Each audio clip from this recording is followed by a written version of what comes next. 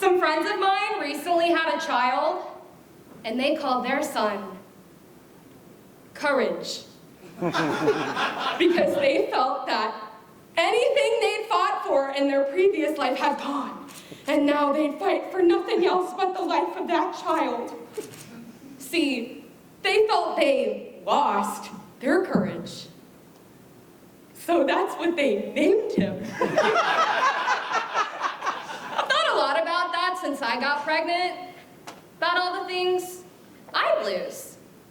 I could call him Whole Night's Sleep, or the ability to watch a grown-up movie all the way through. I was 37. 37. Point is, I'd lived a bit, but suddenly, after 20 years of hedonism, I found myself unable to smoke, or drink, or have pate, caffeine, soft cheese. I've heard it said that you feel most like a woman when you're pregnant. It's complete bullshit. I felt most like a beached whale. It's this completely bizarre thing because you suddenly find yourself entirely responsible for this other person. And this other person has only got me.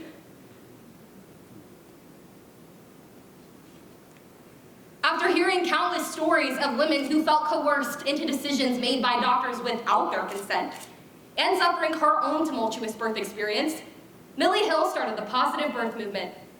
The Independent of August 30th, 2019 explains, the movement is for mothers who felt their decisions were unheard or overridden, who felt belittled, degraded, or mocked by health professionals. Author Lynn Ferguson felt this phenomenon firsthand and recounts her experiences in her own words. Through her writing, she offers solace to those who feel voiceless in the eyes of medical professionals. Her story reminds us, we must have ownership of our bodies in all spaces, even the exam room. Before Fergus, by Lynn Ferguson. 37 is considered quite an old age to be having your first child. In fact, in the medical profession, they define it as clinical geriatric. I'm not even kidding.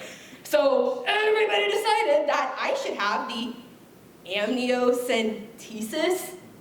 It's an invasive test where they put a needle through my stomach and into the amniotic fluid, and it can tell whether the baby has Down syndrome or not.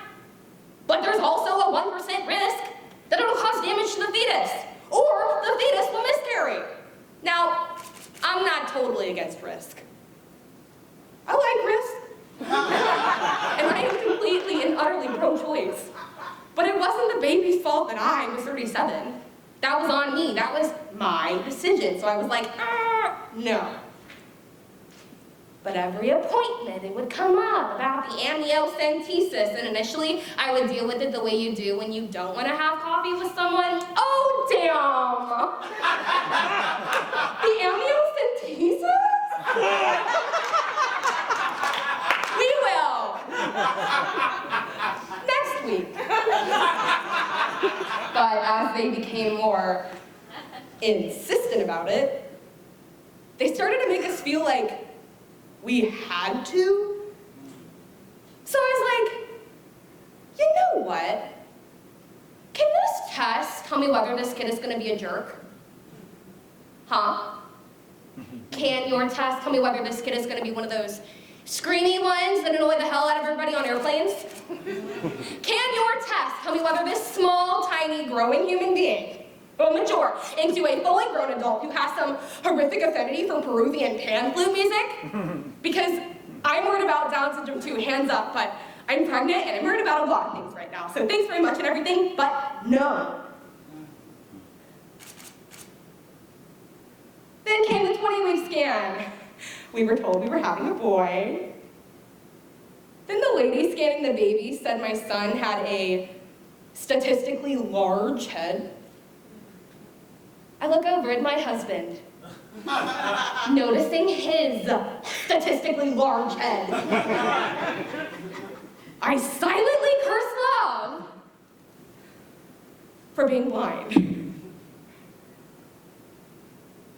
Then she said the baby had choroid plexus cysts all down the side of his brain. She said we needed to do the test. But because I had waited so long, we needed to do something called a cardio. They insert a big needle into my stomach and extract some of the umbilical cord. Now this is an umbilical cord they just told me wasn't fully functioning.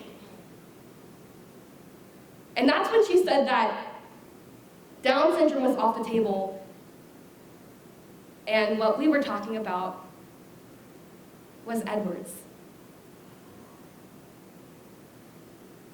A syndrome that means the baby will likely die,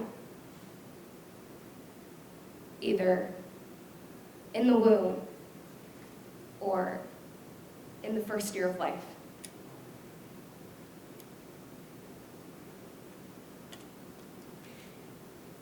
We had so many scans. And I'd seen my son. I'd seen his heart and the inside of his eyes. I'd seen his fingers and toes. I mean, I felt my son move inside my body. What did it matter that he had a disorder or not? He was my son, and he needed me.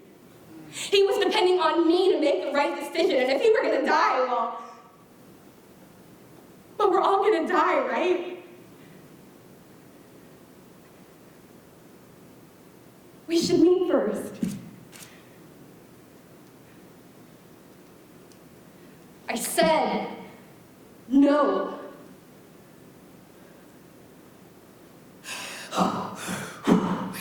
The birth process was the true definition of laborious. I have no idea how long it lasted, but eventually, after one final push, my son appeared. The door swung open and people in white coats came in. They bundled my son onto a table. He was purple. And suddenly there was silence.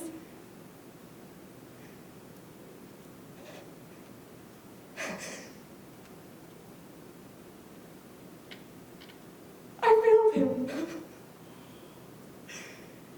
He was depending on me. And I failed him.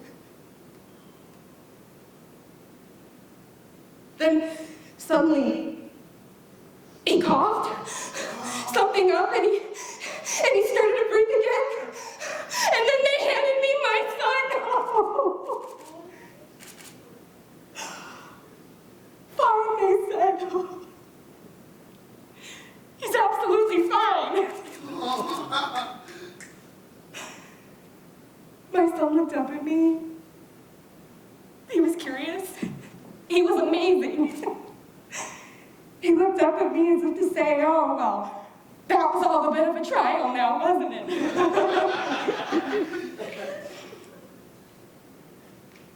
I'm so glad you're here.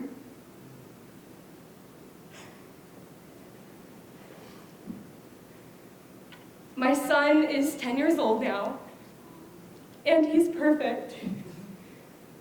Some of the time. And like his father, he still has a statistically large head. I called my son Fergus.